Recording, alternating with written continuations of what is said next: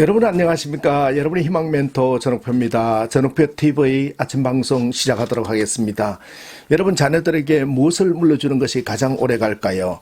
유대인들은 재산을 물려주는 것이 아니라 정신을 물려준다라고 얘기하지요. 우리는 부자가 되는 마인드를 물려줘야 된다라고 생각을 합니다. 시사저널에서 활동했던 노진섭 기자는 한국의 100억 부자들이라는 책에서 부자들의 공통점에 대해서 여러 가지를 이야기하고 있습니다만은 저는 특별히 세 가지의 공감이 갔습니다. 오늘은 100억대 부자 되기 습관을 길러주자 라는 측면에서 우리가 같이 생각해 보려고 합니다. 그 노진석 기자의 한국의 100억대 부자 되기라는 책의 내용을 참고해서 부자 되기에 도전해 보시면 어떨까 하여 100억대 부자 되기 습관 몇 가지를 같이 나누려고 합니다.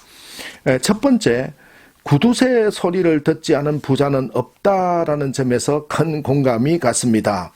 여러분 아무리 수입이 많더라도 지출을 어떻게 하느냐에 따라서 통장의 장과 저축의 과수가 결정되게 되는 것이지요.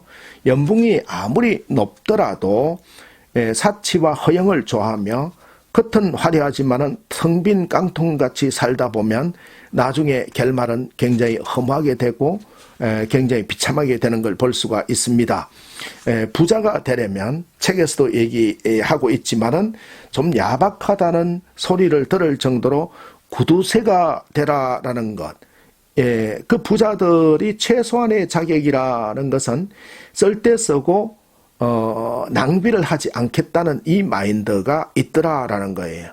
그런데 부자들이 구두쇠처럼 부자들의 자격이 되려 그러면 구두쇠가 돼야 되는데 근데 꼭 써야 할 곳에서는 절대로 아끼지 않더라라는 것입니다. 저는 부자가 되려면 세 가지를 가져야 된다라고 생각을 합니다. 첫 번째, 욕망을 다스리라라는 것입니다. 우리가 욕망을 다스리지 않음으로써 패가망신하는 게 얼마나 많습니까? 항상 저희 아이들에게도 얘기를 하고 제가 만난 직장인들에게 많이 얘기를 합니다. 땀 흘린 만큼만 벌겠다. 내가 노력한 만큼만 받겠다. 그렇게 하면은 굉장히 땀 흘린 대가만큼 저축한다는 생각을 가진다 보면은 일확천금이라든지 공짜 바라다가 패가망신하는 일은 없겠지요. 그리고 또 우리가 구두쇠는 아니지만은 어쨌든 얼마를 벌든지 30% 이상은 저축을 하라라는 것입니다. 이자도 싸고 또 저축해봐야 그거 투자하는데 넣는 게 훨씬 더 수익률이 높지 않느냐 할 수도 있겠습니다만은 종잣돈을 만드는 것은 저축만한 것이 없습니다. 그래서 이것은 미래 비전적 통제로 모으는 재미를 통해 가지고 종잣돈을 가지고 나중에 투자의 기회를 얻을 수 있기 때문에 한 30% 이상 정도는 저축하는 게 굉장히 중요합니다. 그리고 셋째로는 일하여 벌어들이는 소득이 자본소득보다 훨씬 느리게 저축되고 작아 보이지만은 그 근로소득이나 이러한 명목소득이 임금소득이 미래를 보장해 준다는 사실입니다. 자본소득이 항상 우위에 있다면 왜 기업들이 경영을 해서 돈을 벌려고 할까요? 땅만 사놓지. 여러분 너무 자본소득 때문에 집값 오른다고 스트레스 받지 마시고 종잣돈에 치중하다 보면 기회가 꼭 오게 되는 것입니다. 낙숫물이 바위를 뚫습니다. 차근차근히 가도 충분히 기회가 올 수 있기 때문에 일단은 우리가 명목소득, 근로소득 부분에서 착실하게 모아가는 습관을 갖는 게 중요하다고 보겠습니다. 100억대 부자 되기 습관 부분에서 두 번째는 진짜 부자는 드러내지 않는다는 것에 깊이 공감을 합니다.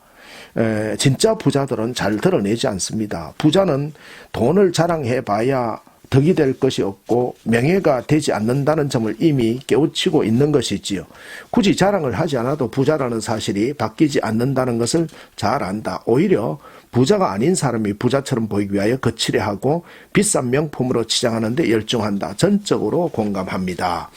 저는 수많은 기업의 강의와 사업을 하시는 분들에게 얘기합니다. 강의 가서 제가 얘기하는 것은 똥폼 잡으면 망한다라는 것입니다. 기업들이 망하는 이유가 무엇입니까? 항상 겸손하고 위기에 대처하고 워스트 케이스에 대비해야 되는데 똥폼을 잡는 거예요. 내가 최고다라고 잡는 순간에 발전이 멈추기 때문에 또한 혁신이 멈추고 변화의 대응력이 약해지기 때문에 망하는 것이지요.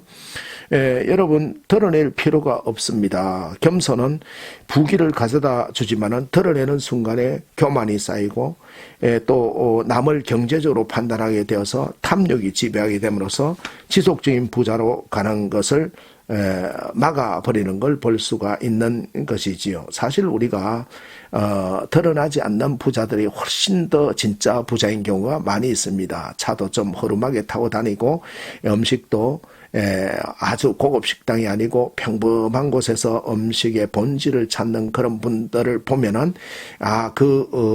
내성이 대단하구나, 내공이 대단하구나라는 걸 느끼게 되는 것이지요.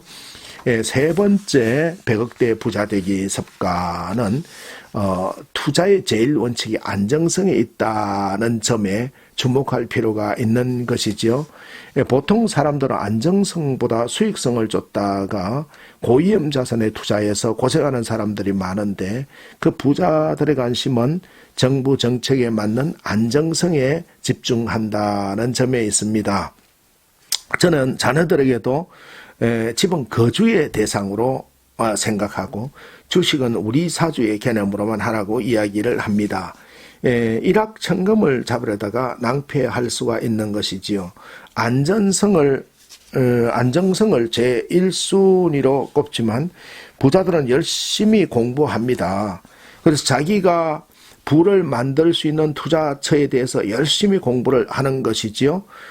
부자 되기의 습관 부분에서 공부하는 습관도 빼놓으시면 안 됩니다. 투자를 하려고 그러면 알아야 투자를 하는데 우리는 누가 어디로 간다 그러면 강남 간다 그러면 다 강남 따라가다가 나도 그 막차 탔다가 고생하는 경우가 있지요.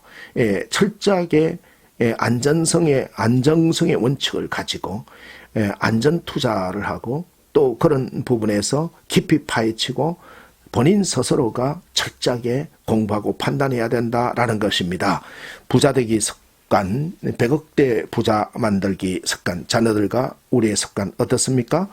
건금절약의 습관, 그리고 겸손의 습관, 그리고 안정성의 습관, 이것을 익혀서 좀 느리지만 지속적인 그 부유함에 도전해 보시는 것은 어떠실까요? 다음 시간에는 어떤 사람이 행운을 잡는가, 행운의 습관에 대해서 같이 통찰을 나누도록 하겠습니다. 지금까지 여러분의 희망 멘토 전옥표였습니다.